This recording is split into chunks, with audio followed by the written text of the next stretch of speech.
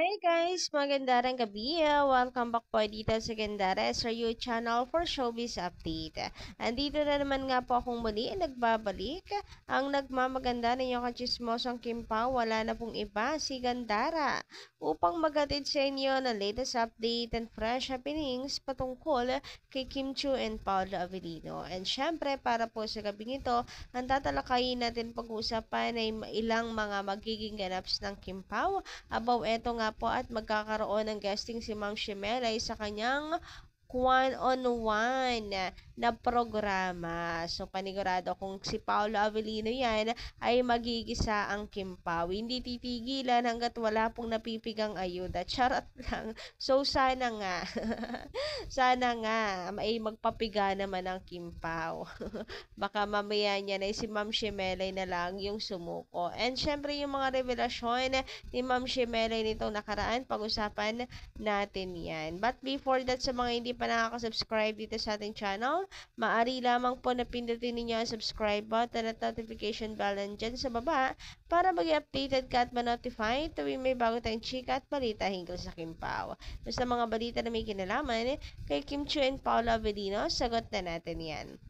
And para sa gabi ito, unahin natin pag-usapan ng komento ni Madam Emelita Brayones. Magandang gabi. So, ayan po ha. Matagal na po natin subscriber itong si Madam Emelita Brayones. And talagang legit Kim Pao fan yan. Nababasa ko yung mga comments niya before. Ngayon lamang po ulit. Medyo dumalang ka, Madam Emelita. Hanyari, tamang kinig-kinig na lang tayo hanggang sa makatulog. Sinong guilty dyan? Charot lang. Taas ang paa. Anyway, eto na nga. Basahin na natin ang komento ni Madam Emelita.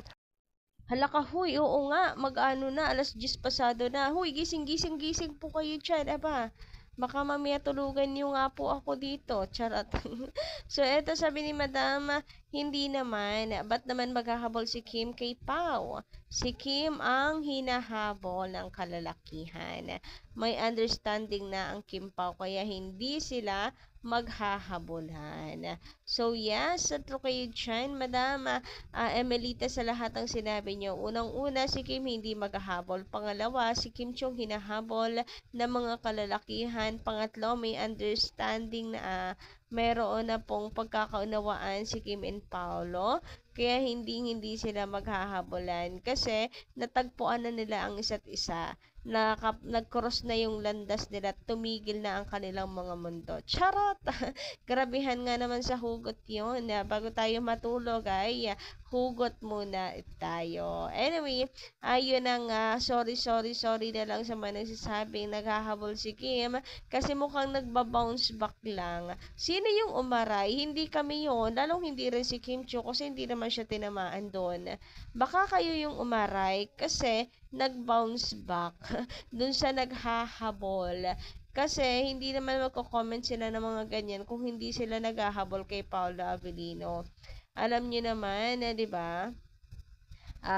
Sorry na lang po talaga. So, hindi ko nilalahat ha. Meron din naman siguro matitino silang fandom. Lagi namang ganon. Hindi naman talaga lahat. Meron at meron. Baka po sa 100%, mayroon pong mga 20% na matitino sa kanila. Charot, grabihan, mas marami yung toxic. Hindi naman siguro ganun. Pero ayun, meron pong ilan ha. Kung hindi naman po kayo natamaan, ay wag na lang po mag-comment.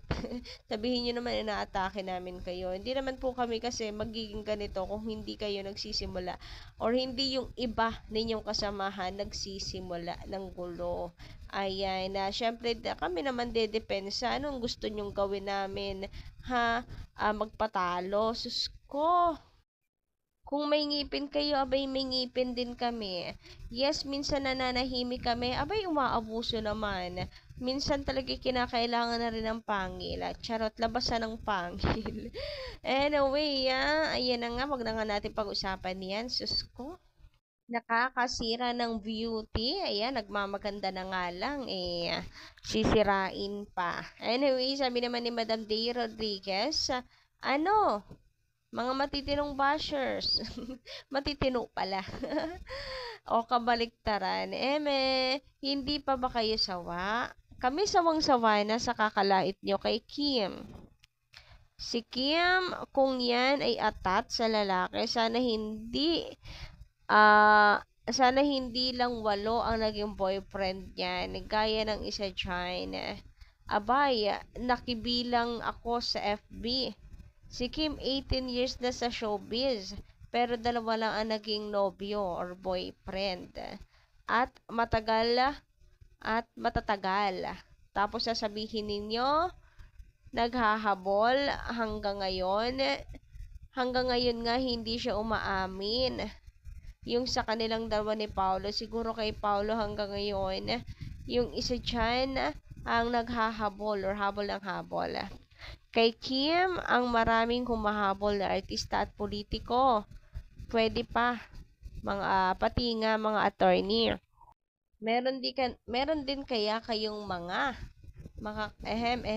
makakats ang mga dila, kamuti na lang ninyo para mamaga. Magpahinga naman kayo, pati utak niyong madudumi. Ipavacuum nyo na rin ng luminas. Ano ba yan? Ano ba? Ulit. Aha.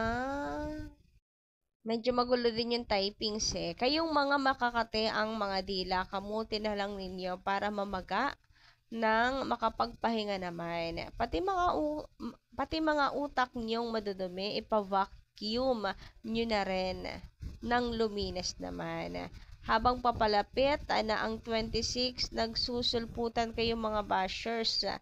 Ayan, nanganganak kayo, parang palakang kokhak na wala kayong makita kundi si Kim. Yun nga, ibinabayad sa inyong, ano ba yan? Magtatapo tayo makisali doon sa bayad-bayad na yan. Itabi na ninyo ang ibinayad sa inyo hanggang March 26 para manood kayo ng My Love Will Make You Disappear nang mapreskuhan yung mga utak nyong kinakalawang.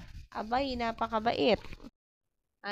Napakabait na nga ni Kim Chiu at matinong babae. Tapos kung ano-ano ang pinagsasabi ninyo, isa na lang ang panglalait nyo kay Kim. Hihingiin ko na nabigyan kayo ng kayong lahat ng nagbabash kay Kimi ng tamang karma promise. So, ayan about doon sa mga inaano na natin, tutut na ganyan. Medyo, kasi ako parang masyado ng nega, napapasobra. So, about doon, yung isa, hihilingin natin kay Lord ako. Abay, wag na po tayong, tawag doon. Hayaan natin si karma, kumusa, guys, sa kanila. Wag na tayong humiling ng masama para po sa iba. Ayan, masama rin kasi yun. Hihiling po tayo ng masama para po sa iba. Pangalawa, yung isa pang sinasabing pambibintang sa mga bayad-bayad na yan. Sus ko, kung may totoo man po yan, wag na po tayong makisali yan sa sobre-sobre na yan. Kung tayo po, sinasabihan yes ako, nabiktima rin yan, sinasabihan na binabayaran daw mula sa sariling bulsa ni Kim Paolo na pinapamulaan na natin, abay hindi ko rin naman po, kahit ganon, abay hindi ko ibabalik yun sa kanila. Ayokong mambintang na kung ano-ano para hindi na lumaki kasi kapag kaganyan makikipatol-patol tayo mas lalong lumalaki. Pero about naman sa paghahabol na kay Kim Chiu, abay doon ako papatol na. Kasi alam nating lahat na si Paolo Avellino ang siyang mulat sa pool, abay may gusto po kay Kim Chiu. And pangarap niya si Kimi. Palibhasa kasi, yun ang gusto nilang iparating na baliktarin ba si Kimi? Baliktarin nila. Gustong-gusto nilang masira kasi si Kim Chiu, diba? Samantala, sino naman itong nakalagay na soon on hashtag #1on1? Marami po ang naghihinala talaga na si Paulo Avellino yan. So, hindi naman Bisaya si Paulo, pero may jowa siyang ano. Ay, grabe, may jowa talaga.